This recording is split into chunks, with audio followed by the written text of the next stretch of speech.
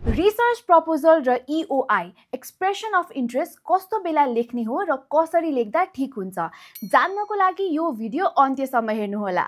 First of all research proposal or EOI लेख्नुको main उद्देश्य भनेकै चारवटा हुने गर्छ।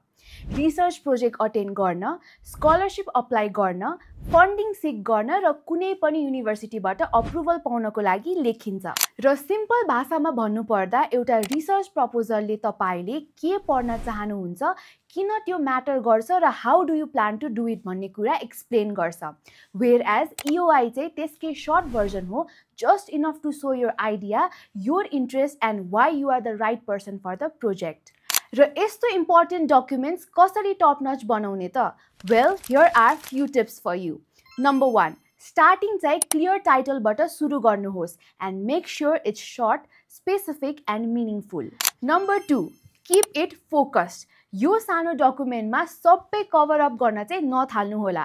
Just highlight the main idea and your purpose. Number 3, use simple language, जसमा तपाईले एउटा स्मार्ट साथीलाई एक्सप्लेन गरेको जस्तै हुनुपर्छ। Number 4, show relevance. यसमा तपाईले तपाईको टपिक किन म्याटर गर्छ र how it can create impact भन्ने कुरा चाहिँ एक्सप्लेन गर्नुपर्छ।